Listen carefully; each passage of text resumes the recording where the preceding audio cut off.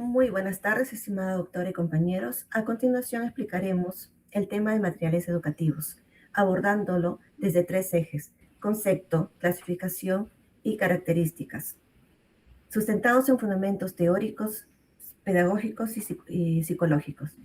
Este enfoque nos permitirá no solo describirlos, sino comprender su importancia en el aprendizaje. Respecto al concepto, diversos autores coinciden en ideas claves. Tenemos a Moreno, que nos explica que son recursos que facilitan la construcción del conocimiento. Apoya también en los procesos de aprendizaje del estudiante y nos ayuda a mediar el aprendizaje del docente con el estudiante. Tenemos a Román. Nos indica que son dispositivos e instrumentos que ayudan en el desarrollo y estímulo en el proceso de enseñanza. Papagueño y Barzola nos menciona que son recursos, herramientas materiales o tecnológicas que nos ayudan a simplificar las dinámicas de instrucción y aprendizaje, proporcionando respaldo y enriquecer los contenidos del currículo. Y por último, Patricia Andrade nos menciona que son recursos impresos o concretos que facilitan al docente y al estudiante el proceso de enseñanza y aprendizaje. Para esto, nosotros hemos resumido que los materiales educativos, desde nuestra perspectiva, se definen como recursos físicos, digitales o pedagógicos diseñados para facilitar el aprendizaje, que actúan como mediadores entre el contenido y el estudiante, facilitando la organización de la información y la comprensión significativa. Transmiten también mensajes educativos de manera intencional, pero no reemplaza al docente, solo complementan su labor pedagógica. Esto es muy importante tener en cuenta, ya que de por sí los materiales educativos solamente nos dan información que el docente va a emplear para comunicarlo. Y por último, estos materiales educativos fortalecen la mediación entre el docente y el estudiante para el aprendizaje significativo.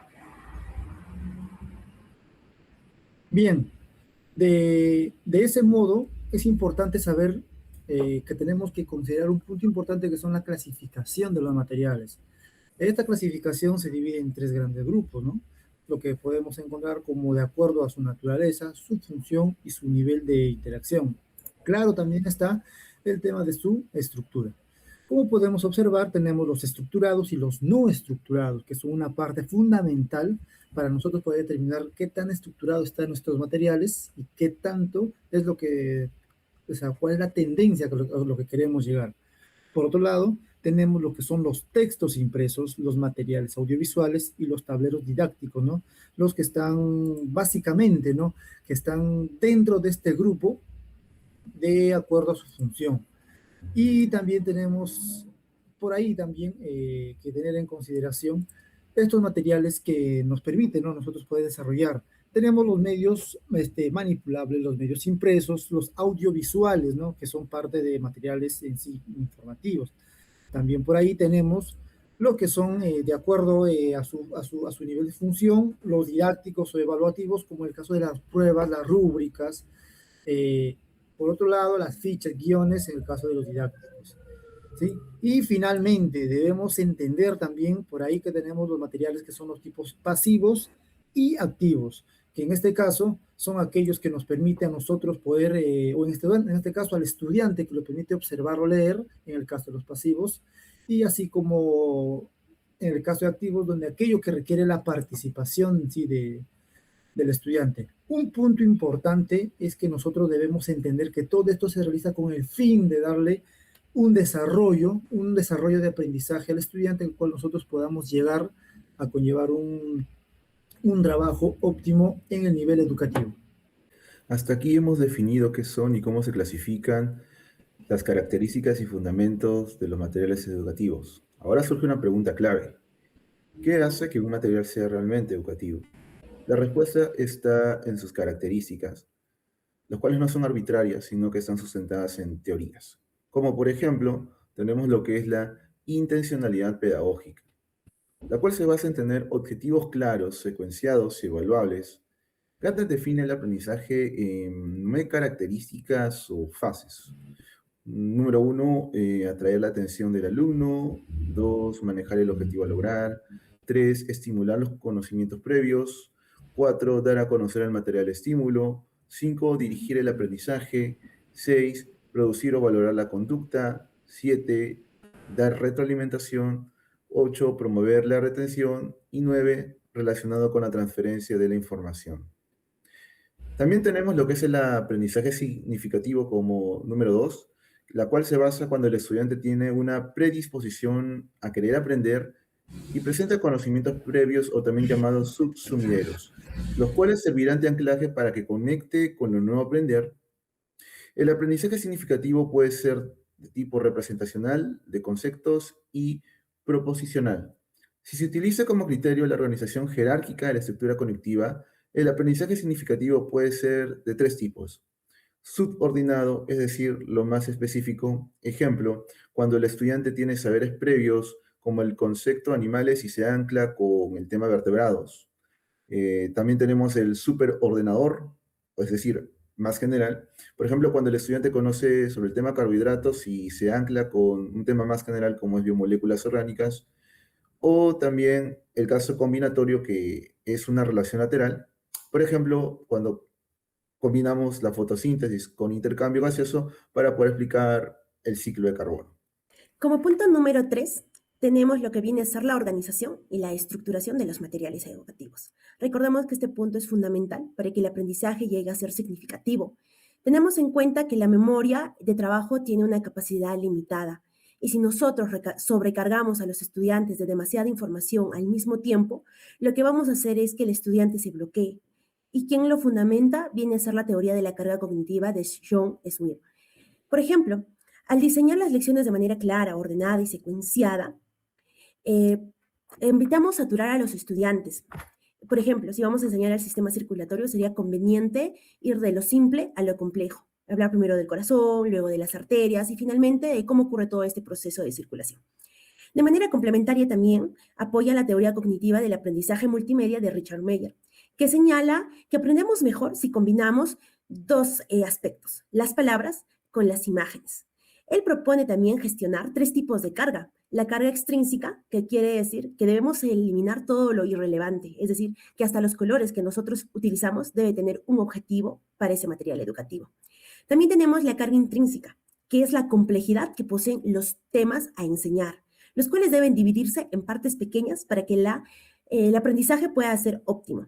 Y la carga germana, que favorece la comprensión de los conceptos con ejemplos claros, sencillos y adecuados al lenguaje del estudiante, como el uso de diagramas acompañados de una explicación oral. Una vez organizada la información, es importante adecuarla a las características de los estudiantes, como lo propone el modelo Azure, de Heinrich y colaboradores. Esto implica conocer sus competencias, intereses y estilos de aprendizaje para planificar actividades efectivas. Algunos estudiantes aprenden mejor viendo, hay otros que aprenden mejor escuchando o haciendo, por lo que es necesario diversificar las estrategias didácticas. Por ejemplo, en geometría, unos comprenden mejor con material concreto, otros con recursos digitales y otros con explicaciones orales. Aquí también destaca la teoría de las inteligencias múltiples de Howard Gardner, que reconoce que en el aula existe una diversidad de formas de aprender. Incluso él dice que existe 8 inteligencias múltiples. Por ello es clave brindar oportunidades variadas para que todos los participantes participen y aprendan. En síntesis, al combinar una organización clara de la información con la adecuación al estudiante, se logra un aprendizaje significativo y duradero, donde todos los estudiantes tienen la oportunidad de comprender, practicar y aplicar lo aprendido. Con respecto a la característica de motivación, esta característica está fundamentada pedagógicamente por el modelo ARCS de Keller, de los 4 factores fundamentales. Keller indica que el material educativo debe diseñarse para captar la atención y satisfacción, ya que estos elementos permiten mantener la motivación del estudiante. A su vez, esta característica de motivación también está fundamentado bajo el modelo psicológico del aprendizaje significativo de Ausubel. Ausubel indica que la motivación es fundamental porque el aprendizaje significativo requiere que el estudiante tenga interés y disposición por aprender. La característica de interactividad y participación activa está fundamentado pedagógicamente por el aprendizaje por descubrimiento de Brunner. Brunner indica que el aprendizaje se da por descubrimiento, porque los materiales deben promover la exploración y participación activa del estudiante. A su vez, también está fundamentado psicológicamente por la teoría del constructivismo. Piaget indica que el aprendizaje se produce cuando el estudiante participa activamente y construye su conocimiento mediante la interacción con el entorno. Por ejemplo, al estudiante se le puede dar una maqueta y el estudiante tiene que interactuar con la maqueta y con su entorno. También como punto número 8 tenemos la característica de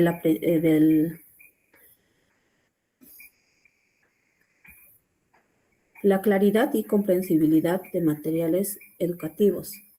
Es la capacidad de presentar la información de manera simple, ordenada y fácil de entender, utilizando un lenguaje adecuado a nivel del estudiante para aprender y para que el aprendizaje sea más significativo. Por ejemplo, un texto corto con ideas ordenadas y palabras sencillas. Un esquema con mapa conceptual que resume el tema. Una imagen que explica lo que dice el texto. Ejemplos concretos relacionados con la vida diaria del estudiante. Asimismo, también tenemos la siguiente característica que viene a ser múltiples recursos y presentaciones en materiales educativos.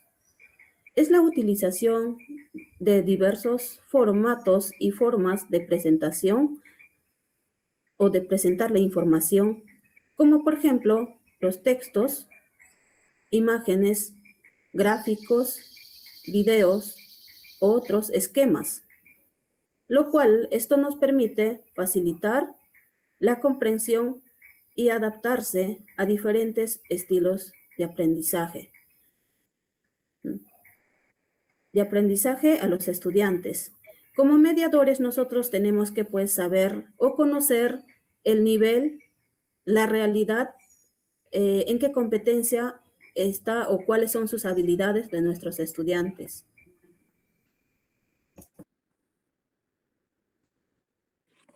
Como punto siguiente tenemos la flexibilidad y adaptabilidad. En los materiales educativos está muy ligado al diseño universal del aprendizaje, o también llamado DUA.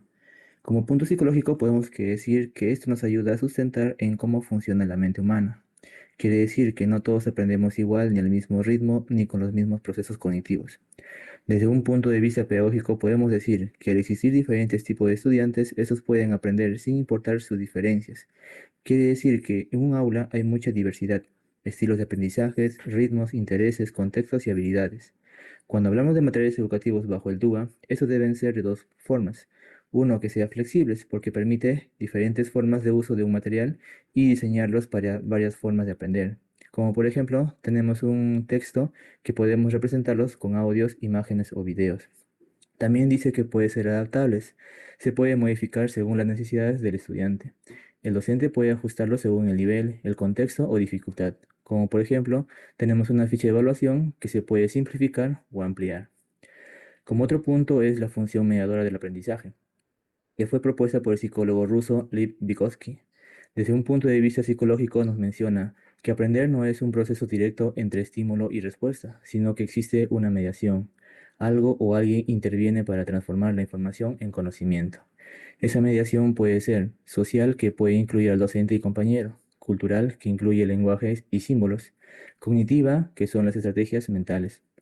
Desde una perspectiva pedagógica, la función mediadora del aprendizaje se entiende como el rol activo del docente y de los recursos educativos para facilitar el aprendizaje del estudiante. Es decir, enseñar no solo es transmitir la información, sino crear condiciones para que el estudiante pueda aprender. Como punto adicional, podemos decir que esta teoría no solo transmite conocimiento, sino también que ayuda a guiar, a orientar y acompañar. Por último, y a modo de integración, podemos decir que el concepto define su función, la clasificación organiza su uso, las características determinan su calidad, los fundamentos teóricos explican su eficiencia. En síntesis, todo el material educativo es efectivo en medida en que articula coherentemente la teoría y la práctica. Y como reflexión final podemos mencionar un material educativo. Un material no es educativo por su formato, sino por el sustento teórico que guía su diseño y su uso pedagógico. Muchas gracias, estimada doctora.